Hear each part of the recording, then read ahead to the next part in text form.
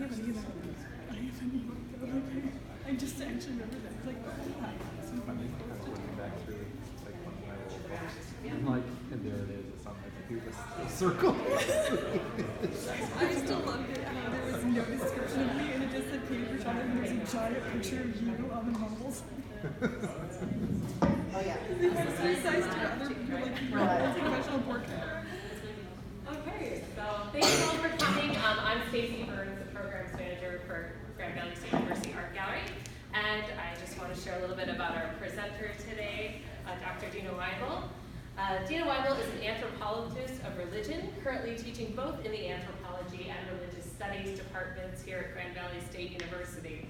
Her main area of research is understanding and use of sacred space, but this is expanded to include the idea of outer space as sacred space.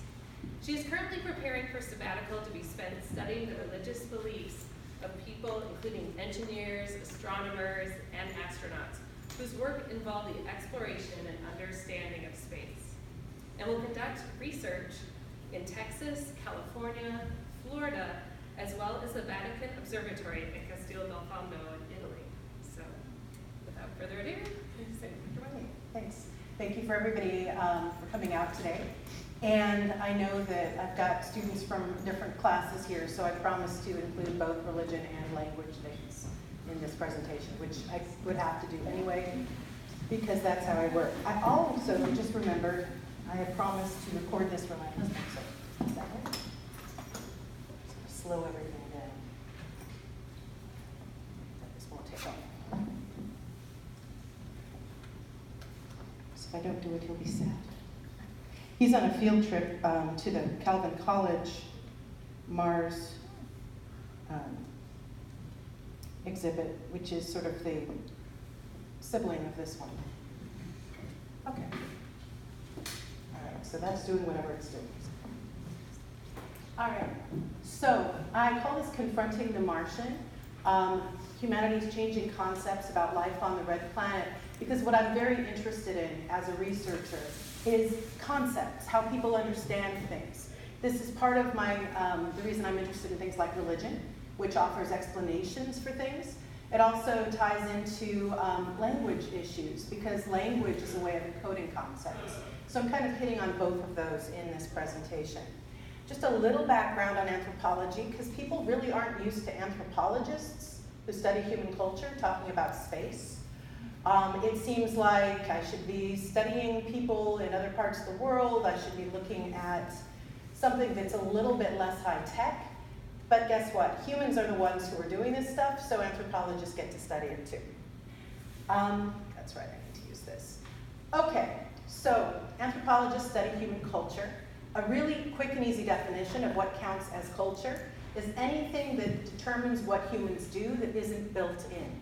So we have, as biological creatures, certain things we have to do, right? So you don't find any cultures where people don't sleep. You don't find any cultures where people don't eat. Those things are required for survival. But how you sleep, where you sleep, who you sleep with, and I mean like sleep, what you eat, what's acceptable to eat, what's taboo, all of that is determined by culture. And understandings about space are cultural. Most of them, at least, as far as we know. When humans look into space, they are understanding it in ways that they're taught as parts of a society. And because it's learned behavior, that means that different cultures are going to be different. They're not going to learn the same things. It also means that the same culture can shift over time and have their understandings change over time as well. Okay, so humans. We've had humanity as a distinct species, Homo sapiens sapiens, anatomically for about 200,000 years.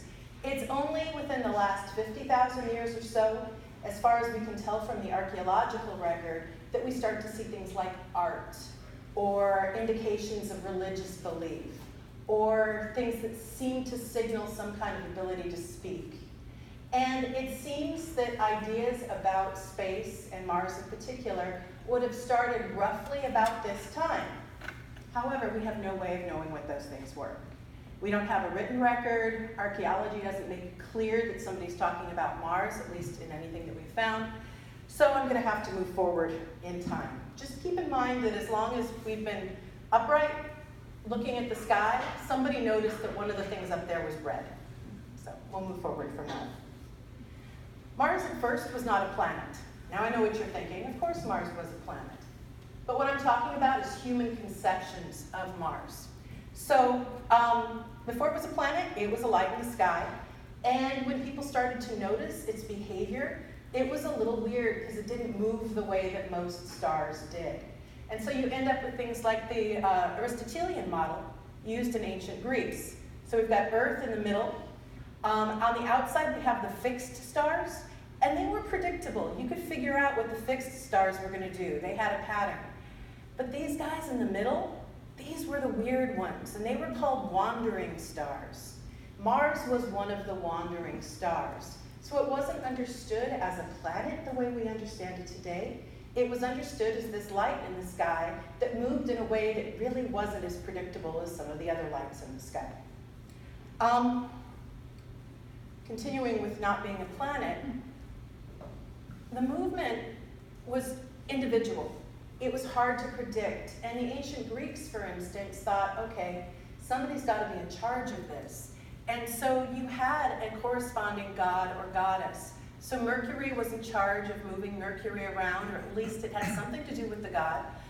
Jove, Jupiter, back in here would be Zeus, would have moved Jupiter around. And Ares, the god of war, was responsible for moving Mars around. The Romans, as you probably know, loved Greek mythology. They picked it up, they gave everybody, well, almost everybody, new names. Ares became Mars. And the idea that Mars had something to do with the star, the wandering star that bore his name, was something that continued. And it's interesting because that same idea is behind a lot of ideas that still exist in our culture in terms of astrology. So when people talk about astrology, and I'll touch on that a little bit later, that's kind of a fallback from this. We had this notion that somehow a divine figure was moving this and that you could make predictions based on that. There are other gods associated with Mars.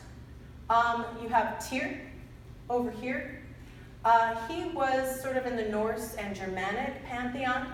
He was basically understood as their version or their name for Mars. He was understood as the same guy.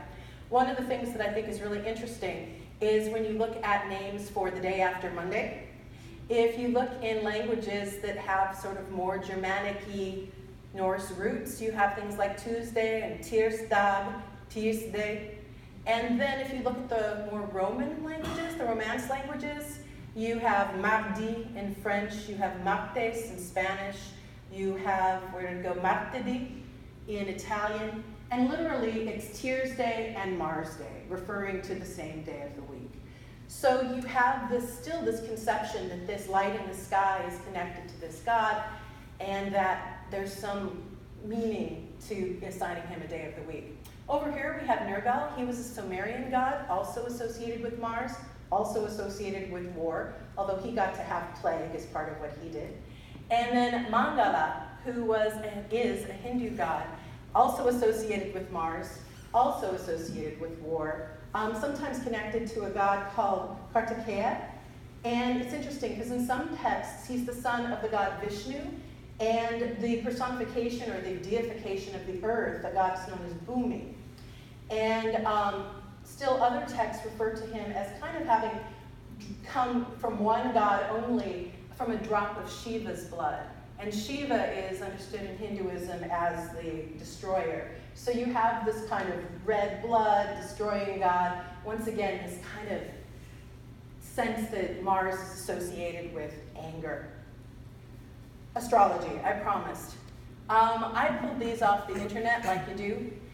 This was somebody, website trying to explain what Mars has to do with your personality. I'm not going to read the whole thing, but action, endurance, persistent, discipline. The aspects with Mars in your chart show things like how you handle frustration and conflict. So once again, Mars in astrology, warlike, still connected to this ancient god. Anger and violence. This one's kind of amusing because it says when Mars is in conflict with other planets, you might struggle with anger issues, and in extreme cases, be a rageaholic or veer toward violent behavior. And this cracks me up because of the typo. The most famous example is Hilter, who had Mars squaring Saturn in his birth chart. I'm not sure who Hilter is. I think they mean Hitler. But the idea that somehow Hitler was not a nice guy because of the position of Mars in his birth chart is an idea that is part of Western culture. In India, you also have the idea in Hindu astrology of Mars linked with sort of violence and anger. And there is a particular astrological handicap certain people have, which is being called having been born with the Mangal dosha. It basically means that if Mars, Mangal, who I mentioned on the previous slide, is in a certain house in your ascendant chart, you are called a Manglik. And this is a problem when you want to get married. In Hinduism, at least traditional Hinduism, if you're going to get married, you have to have an astrological chart drawn up for the husband and the wife. And if one of them is a Manglik, that's a big problem. If they're both Mangliks, it's fine. But if only one is, that's going to destroy the marriage. So what do? There are rituals in place that allow Mangliks to go through something like a wedding ceremony where they marry some other object. In some cases, it's a banana tree. It's a symbolic marriage. And once you have that out of the way, that's the bad marriage, then you can marry the person that you want to marry and have that bad stuff taken away. So what's up with Mars and anger? Why do we have the same gods? You know, it's Mars, god of anger, god of war, over and over and over. Well, looking maybe into linguistics, here's one possible explanation. Linguist George Lakoff and Zoltan Kolesch, they are really interested in the idea that there may be some universal metaphors that exist in all cultures. So when you get angry, really, really angry, you might feel blood rush to your face, right? Anybody associate being angry with your face feeling really hot? And if you don't have a lot of melanin, you can sometimes see that, right? People's faces turn red when they get angry. That association between anger and heat and red might create a universal association between anger and the color red. And if you think about the metaphors we use in English, he was seeing red, you know, I was red with anger. I guess I'll do a couple of them there. That might be one reason why we see gods associated with Mars. Another reason, which is probably more common, or at least logical, is that it's cultural sharing. So the Romans are out conquering everybody, and the Norse people are like, yeah, they've got a pretty good god, and matches up with our god, let's just go with it, and line them up. Another possibility, and this is more of a linguistic one, is we know that Greek, Latin, and Sanskrit all come from the same prior language, which is referred to as Proto-Indo-European. They're all related to each other. And if they're all related to each other, then that indicates there was some culture that existed before the ones we have written records of that led to Hindu culture, Greek culture, and Roman culture. And if that's the case, maybe there was a Mars god of war in that, and it just continued with the ones that we see. That said, it's not completely universal, which means we know it's probably learned. Mayan mythology. Some of you are probably familiar with the story, the Popol Vuh. You've got twin boys known as the hero twins, Hunahpu and Xbalanque. And in one version of the story, the one that's most common, they die, they go into the underworld, they immolate themselves, and they become the moon and the sun. But there's another one that's been passed down through oral tradition that actually has 3 brothers. One of them becomes Venus, one of them becomes the sun, and one of them, the youngest one, becomes Mars. And there's no sense that he's a war god at all. It's still a personification of Mars, but it's not in the same way that we see sort of on the other side of the globe. In any case, what I'm getting to at this point is that if we look at ancient times, there was not a sense that Mars was a planet. Mars was a wandering star. It was a light in the sky. It might be associated with a god. It might be given some personality characteristics, but it wasn't understood as a planet, the way that we conceive of a planet. And that would take a little while longer. This is actually pretty cool. This is the Dunhuang chart. This is a Chinese star chart. It's the oldest one that's ever been found. It was done sometime between 649 and 684 in the Common Era, AD. And I would not be able to read it. I think if I could read the notations, I would probably get it as a star chart a little more. But you had astronomers all around the world paying attention to the sky, paying attention to Mars, and keeping track of its movements. So where does this planet idea come from? We can't be sure because there's not written records of everything, but the first written record that we get of somebody going, hey, wait, Mars is a planet, is actually from Nicholas Copernicus. And so he lived in the 15th and 16th century. And he was the first one to say, you know what, those wandering stars, they're not stars. It's like, hear me out. In my model of the universe, the sun's in the middle. Don't stop, let's keep listening. And we go around the sun, just let me go. And Mars, Venus, some of these other ones, they also go around the sun. And so it was this weird thing where instead of being the center of the universe, the Earth became a planet for the first time. And it was a planet, and there were also other planets, including Mars.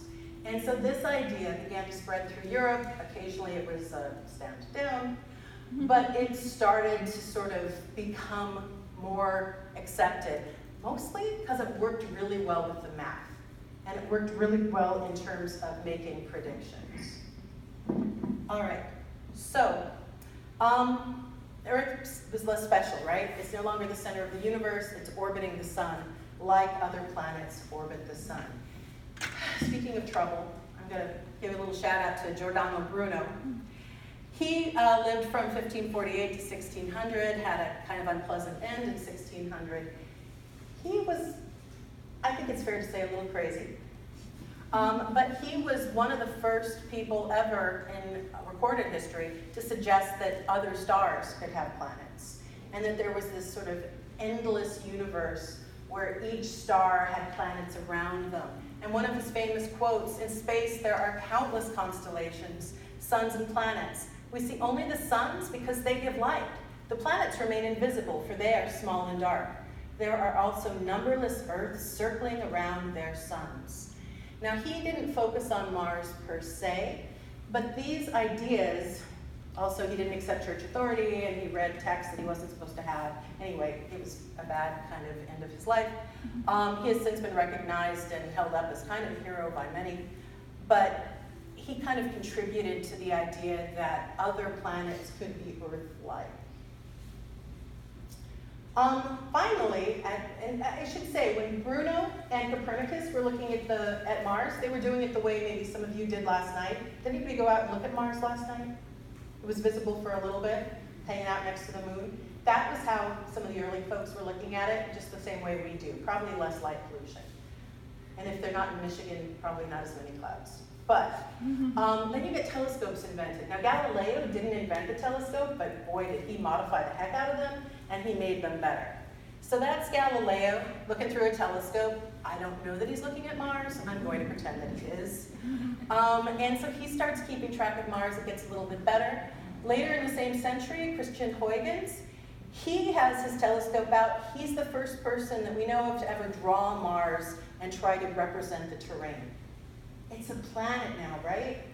It is on par with Earth. It's something very similar. Then things got really crazy.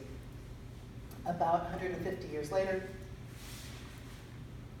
more improved telescopes start looking, and they start seeing more details, and you end up with, hold on, if I'm going to pronounce Italian, I need to take a sip of water.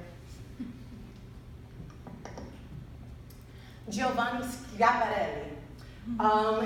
He saw Mars, he began to draw it, looking at his telescope. Now keep in mind, you're in a dark place, you've got the telescope set up, you've got your notebook here, you're sketching, you're looking, you're sketching, you're looking, you're sketching. This was a strain to the eyes. This was not a telescope that could take pictures. This was an image that he was seeing that was an optical illusion. It wasn't really there. But this is how he drew it.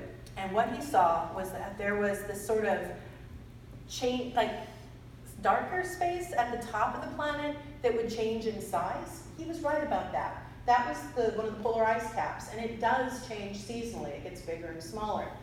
But he saw these lines coming down, and he called these, I was joking with my husband the other night, cannoli. They're not cannoli. They're canali. Cannoli are delicious. Canali are a little bit less delicious. It's the Italian word for channels. But when it got translated into English, it got translated as canals. And that's going to be important. And he thought what was happening here is there was basically this liquid runoff. Like there was these seas up here, and then these were kind of all these sort of rivers.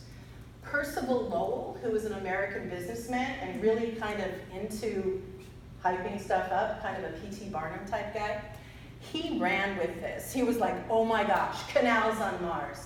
Now think about what was going on in the 1800s and the turn of the 19th to 20th century.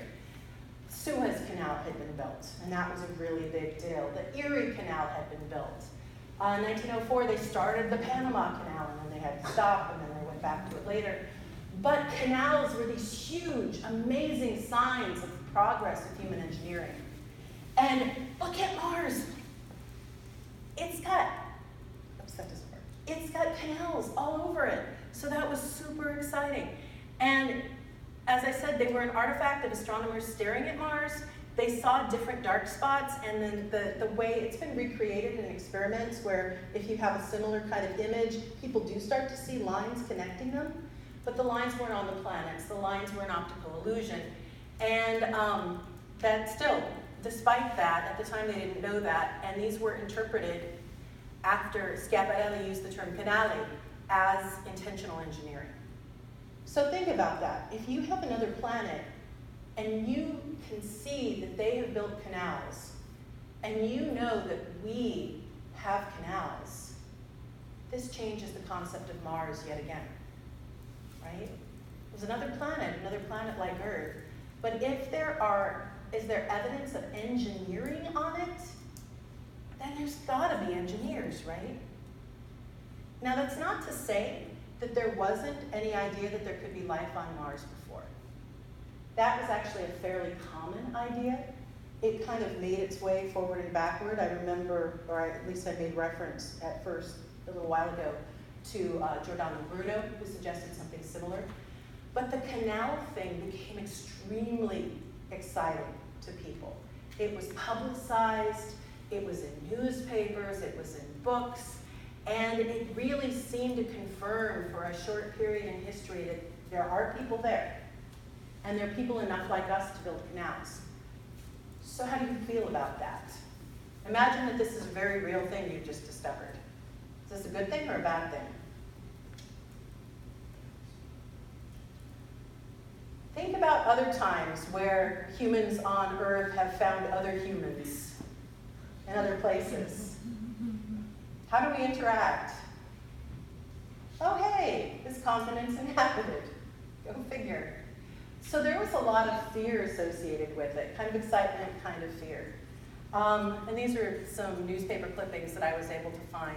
This was a presentation on men of Mars and other things, calling them things, but sort of animals on Mars, trying to think, you know, you have 1/3 gravity, what's that going to do in terms of growing these engineers, what are they going to look like? This is a French newspaper clipping, Sur la surface de Mars, on the surface of Mars. This was a talk that was going to be given by Dr. David Todd, talking about, you know, the last part down here, if vegetable life is there, if vegetable life there, and they saw the changing patterns over time that was interpreted as vegetable life, so we kind of were comfortable with the idea that there was life there. That why not animal life, why not human life? So he's already jumping forward to human life on Mars and discussing that. So how do cultures deal with stuff they don't understand? Very frequently by making up stories about it and exploring it. And in Western culture, that tends to be something that involves science fiction. Now, there were fictional depictions of Martians throughout a lot of recorded history, but it really stepped up with the canal thing. And you had different categories that Martians tended to be depicted as. So a lot of times it was invaders of Earth. That's a very popular one. Sometimes they were human-like animals, like they looked more like animals, but they acted more like people. That might be a way to depict Martians.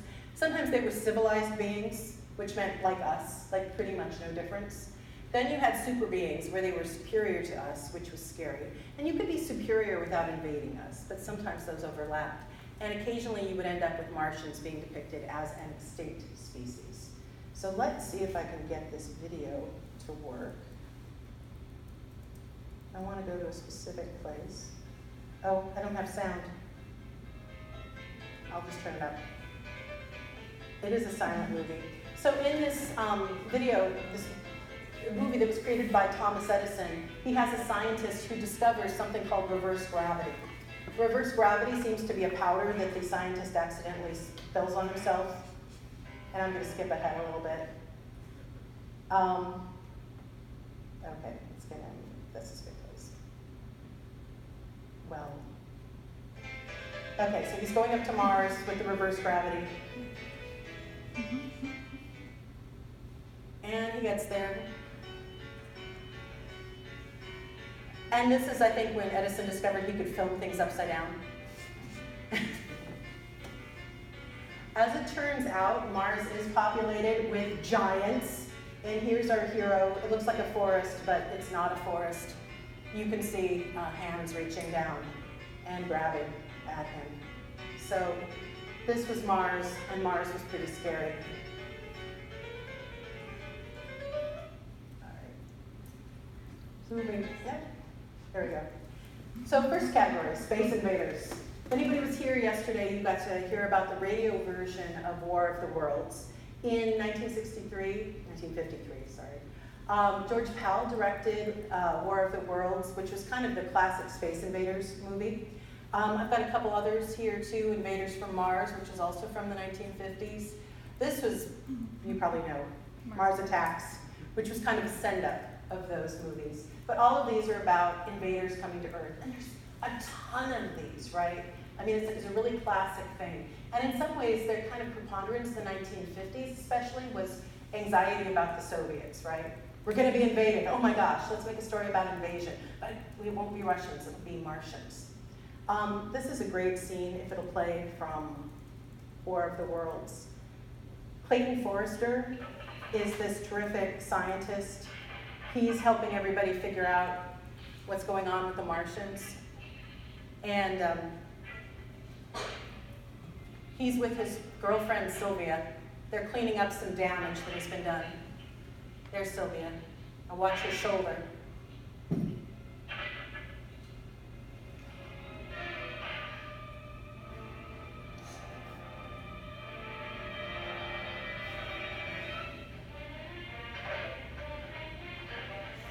That's Clayton Forrester. Flashlight.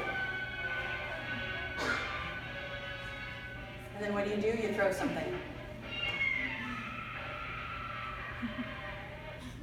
The best part is him running away. I am duty-bound to my husband to point out that the reason that the Martian looks like that is because Mars has 1/3 the gravity that we do. So he comes to Earth, and is immediately kind of pulled down by our gravity. Imagine you go to a planet and your weight is tripled. It would not be any fun. They in the story, they're not really well prepared to come to Earth in a lot of ways, and that's one of the ways. Okay, so the space invaders, that was one way that we thought of them in science fiction, of Martians. A couple of classics, The Silent Planet, C.S. Lewis. These tend to be more religious-focused versions of Mars. But you have a number of different sentient species on Mars, including one that's kind of an otter, but also a Martian.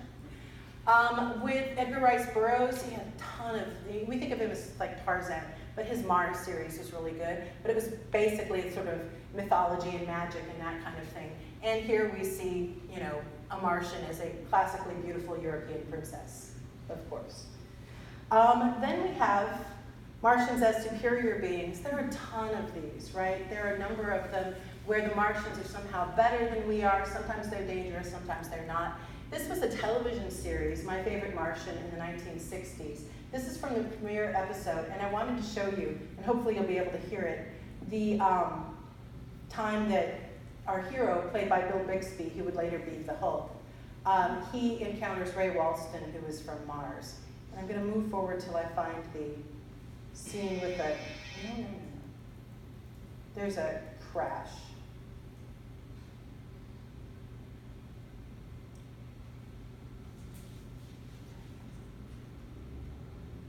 That's where I want to be. Hopefully.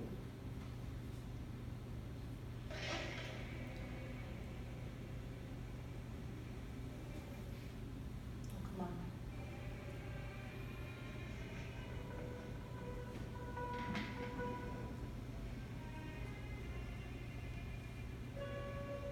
Something's going on inside.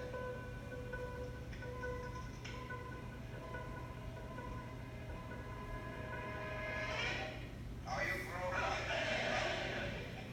What are you waiting for me to say? Take me to your leader? Who are you? Well, I could give you some wild tale of being a Russian astronaut or the designer of an experimental spacecraft. But the plain fact of the matter is, I'm from Mars. Mars? Mars. Now don't look so astonished. I'm a professor of anthropology from Mars, specializing in this primitive planet. Mars? I'm afraid you got hit a little harder than you think. That idiot in your antique rocket plane almost ran into me. You mean the extra fee? And now I'm marooned on this backward planet until I can repair my ship. No. Okay, so we're a backward planet. He's not a very good anthropologist because he's very ethnocentric, but he's also been in an accident. So. But yeah, the idea of Martian as anthropologist clearly indicates that Martians are superior beings. I think that's pretty straightforward. All right, moving ahead. Martians as an extinct species. Now, if you haven't seen this movie, this is actually quite a treat. It's called Quatermass in the Pit, and there are different versions of this. There was one that was shown on British TV in the 1950s in black and white, and the edits of it, I mean, the versions that you can get are very rough. This was sort of a remake of it. But essentially, the story, without spoiling it too much, is that there is a town in London where people are starting to have these weird visions, they're starting to act violently, it's kind of a negative situation. Quatermass, Dr. Quatermass goes, he does some research, he digs up with his team, basically this ancient, millions-year-old spaceship. And it turns out that Martians, which don't exist anymore, this was their last-ditch attempt to sort of save themselves by coming to Earth. And because they came to Earth and they still died, what they did was they did genetic modification on apes they found there. So we end up being sort of not the genetic descendants of the Martians, but the intellectual descendants of the Martians. But this spaceship has sort of protective features that have been activated that are causing people in the area to have hallucinations and believe in demons and all of this kind of thing. And this is an extremely gross clip from the movie. That's basically, they take one of these Martians and they do an autopsy. So we'll watch a little bit of it.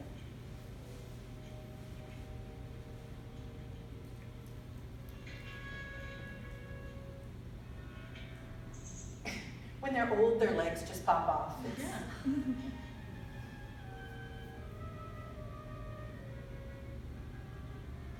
But you know they had fun with this.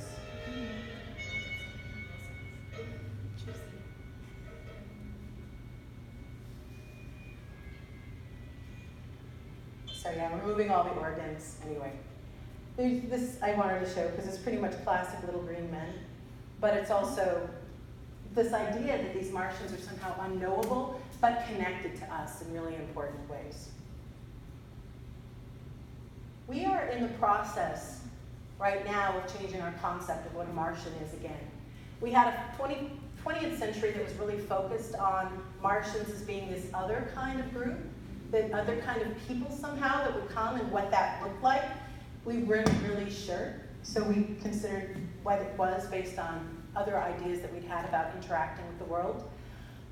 When you get to late 20th century and we start to have a better idea of Mars, like for instance, we know there aren't canals on it, things start to shift again. So these are 3 types of rovers that were sent to Mars.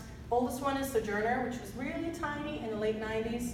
Spirit and Opportunity, two of them that look just like this, and then Curiosity is the most recent one. These moved around on Mars, took pictures of Mars, went to different locations, and suddenly we were understanding Mars on a whole new level. Before that, we could throw things in orbit and take pictures. We could do flybys and take pictures. This was the first time we had like eyes on the ground, like human level sense of what Mars was like. And so they move around, they answer questions. Curiosity has a Twitter page, right? So you can interact with them if you're like, yes, I follow Curiosity. And this is just, if you're curious, just they're comparing the size of their wheels. So we have this newer understanding based on more information taken on the surface of Mars. And here, there's a ton of pictures that were taken on the surface of Mars. You have that same kind of idea that it's a world, and this is changing our concept yet again. Not to say we didn't have ideas about what a Martian, or what it would be like if humans went to live on Mars before, but they're becoming more realistic ideas. So in a lot of cultures, and I'm thinking about Western culture, but also other cultures around the world where science fiction is common, science fiction is a way for us to test concepts and play with them. It's almost like creating a wish list of what we want.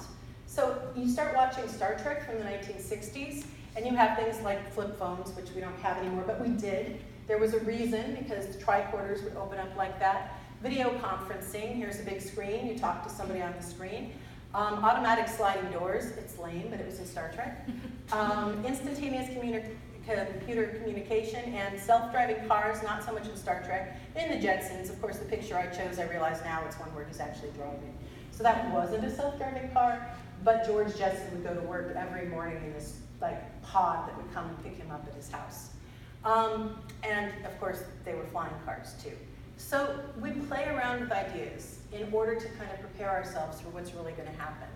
And what's happening now is that as we're getting more information about Mars, science fiction, which sort of you can think of as sort of a shared like building place for concepts, is starting to become in some ways more realistic. You don't have people going to Mars and running into princesses anymore.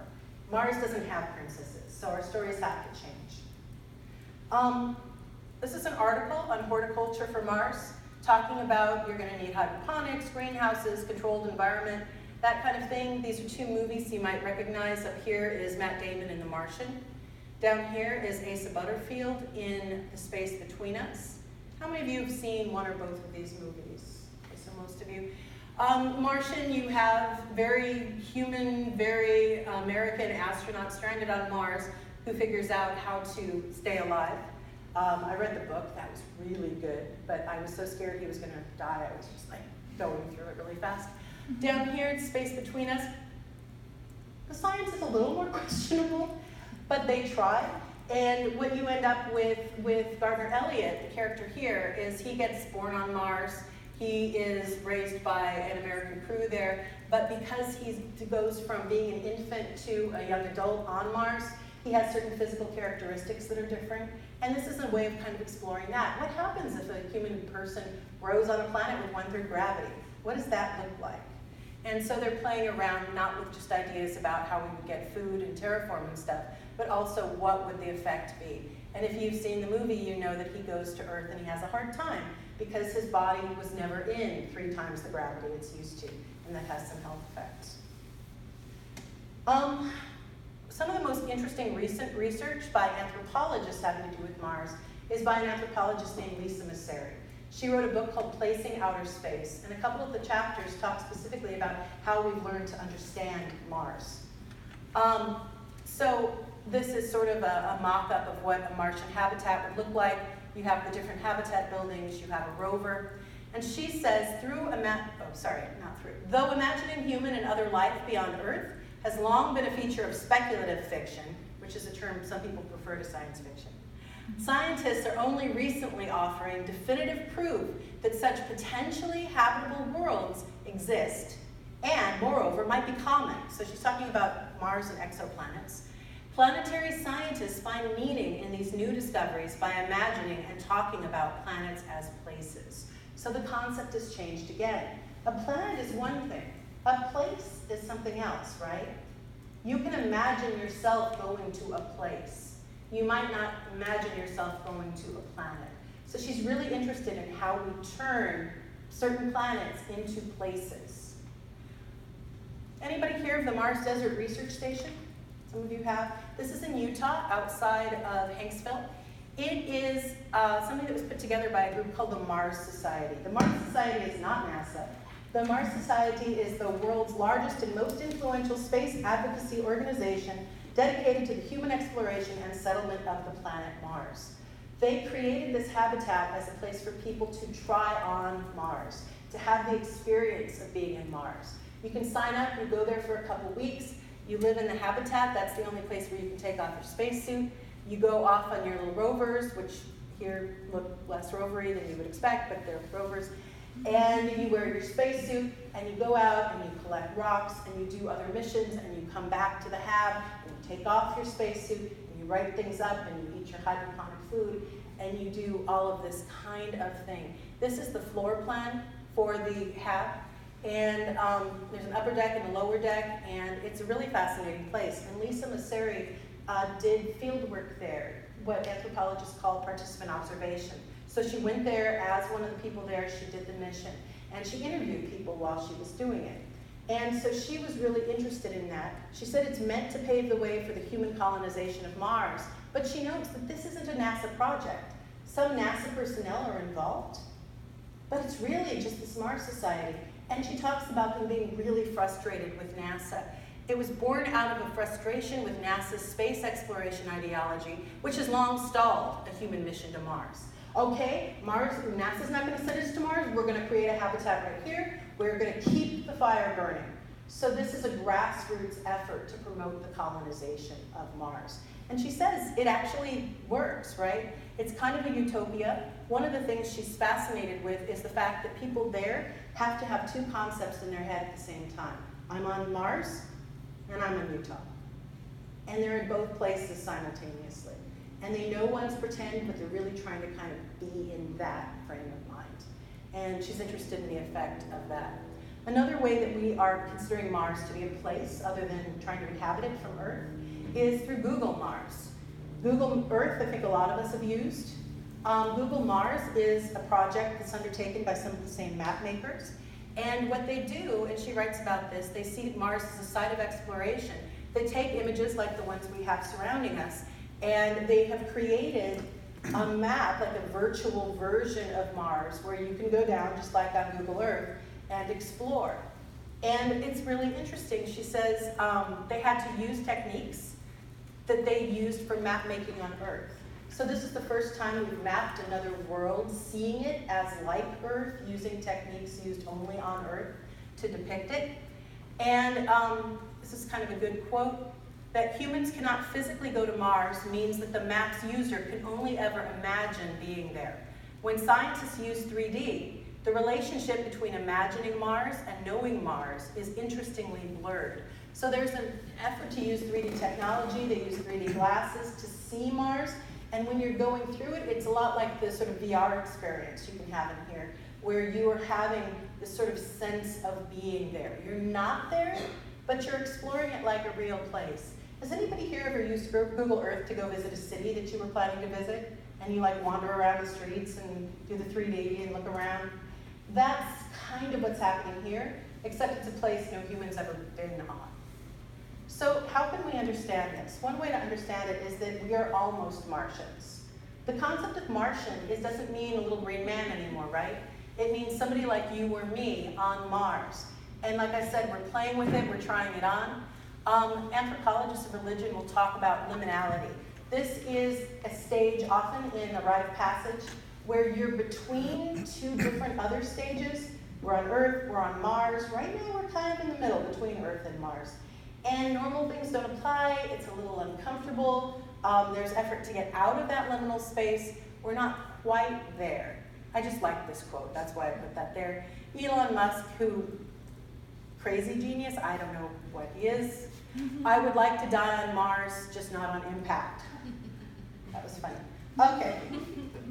I do research with engineers, astronauts, astronomers, talking to them about their religious beliefs. But Mars comes up on a regular basis because I do like to ask about what they think about NASA's current policies, what they think is going to happen, if they think humans have a destiny in space. And so I wanted to read a few of these.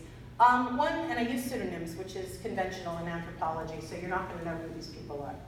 One of them is actually a contemporary NASA astronaut who just got a mission, and she was talking about her relationship with her son, and at this point she didn't know what her mission was going to be.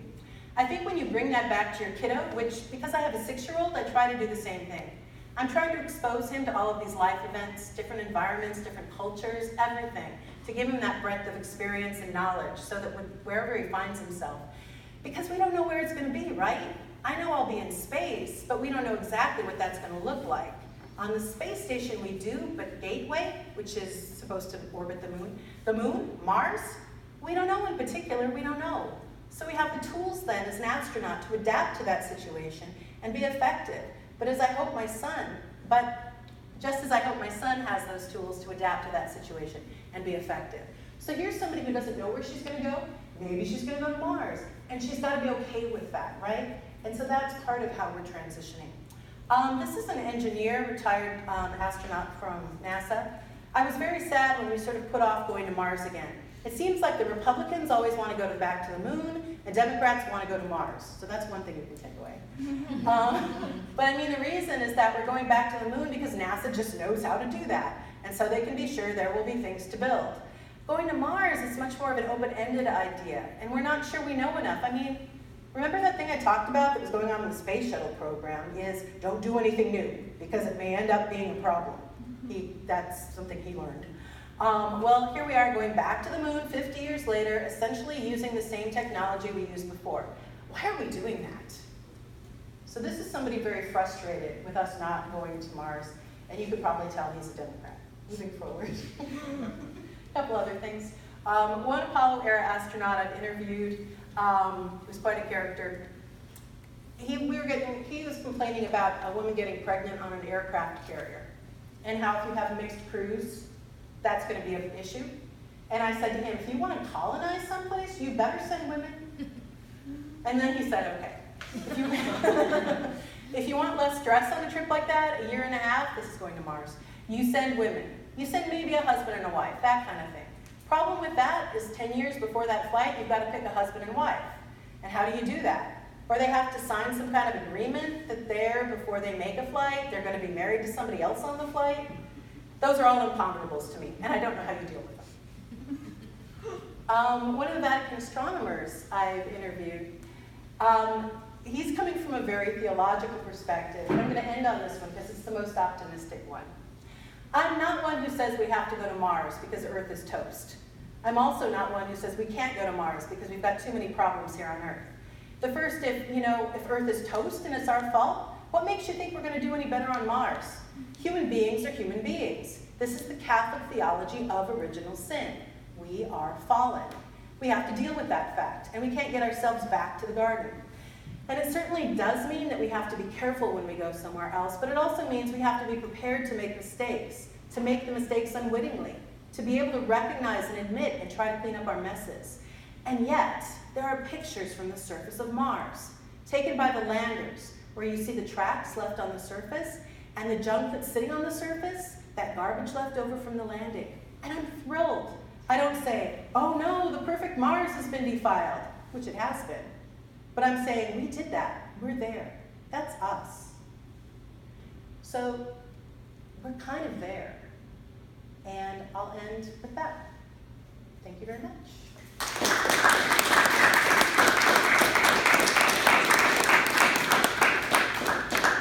have a few minutes to take questions. So if the audience have questions that you want to ask on what we heard today. Yeah, go ahead. So you mentioned the physiological changes that are likely to happen, and obviously with sustained habitation, that might become more extreme with generations. How do you think that might change the I think it's something we're going to have to deal with first, because if we go there and then we find out that humans aren't viable, then, I suppose that could happen. We've done worse, right? We're not always totally prepared for any decision we make. But there are lots of things, like the one who was talking about Democrats want to go to Mars. He said to me, well, long-term space travel, he went to Antarctica, and every time a new plane landed, everybody would get a cold or something for a couple weeks, and then they'd all get better because they'd be all exposed to this new virus. He says, what if we're on these long-term space missions, or we're on Mars and there aren't any viruses? Do we know what our bodies are going to do? What if we're not? You know, what happens to an immune system if it doesn't have any viruses to interact with? So there's a lot of unknowables here. And it's one of those things where I think there's the pull to go ahead and do it, combined with the real fact, I mean the real information that we don't know how to do it. And I wish I could answer your question better. I feel like there's a good chance that we're gonna go and just kind of hash it out, try to figure it out along the way, but I don't know that that's gonna have a happy ending. If we wanna be absolutely sure we can do it, we might never do it. That was not the most optimistic answer, but certainly an idea. And if we can do temporary things where you go and then you hang out for a while and come back, I certainly think we'll be able to do that. But in terms of long-term, we'll have to do experiments on Mars, I guess, probably with species other than humans. And I think that's likely to happen. Other questions?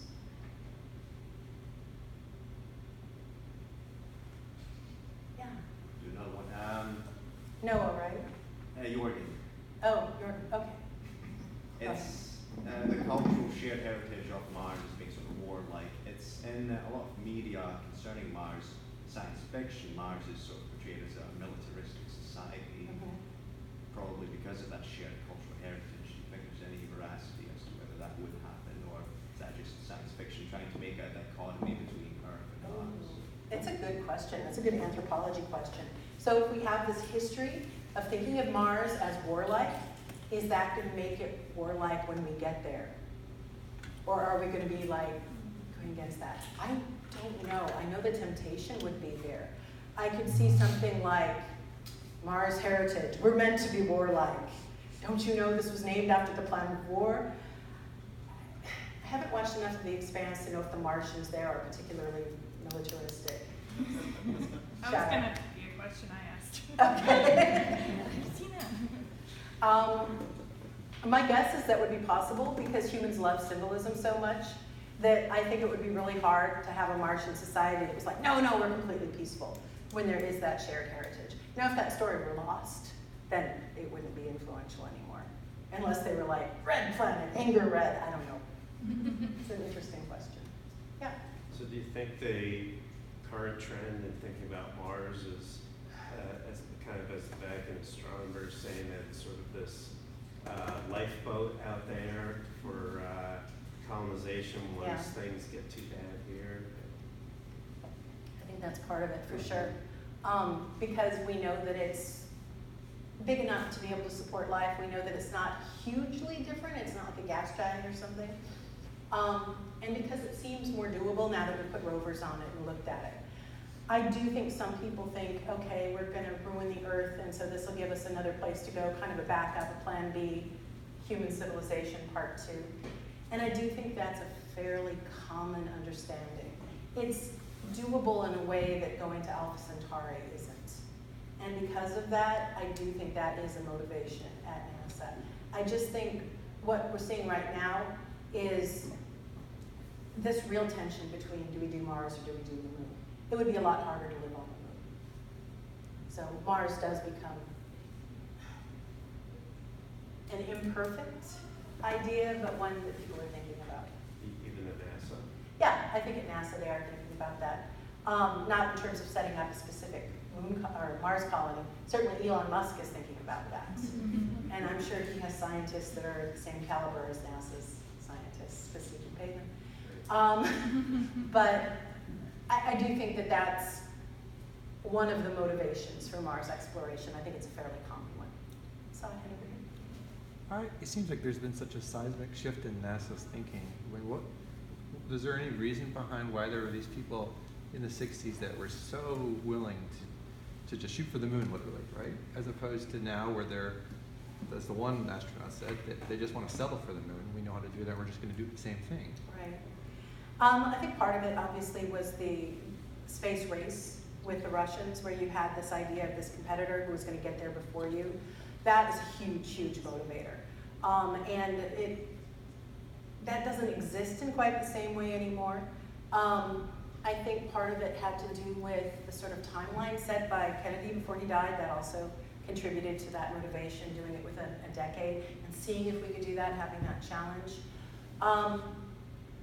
I think right now, part of what has happened is we've had disasters in space, such as Columbia and Challenger, where there's been more of a sense of what's the cost.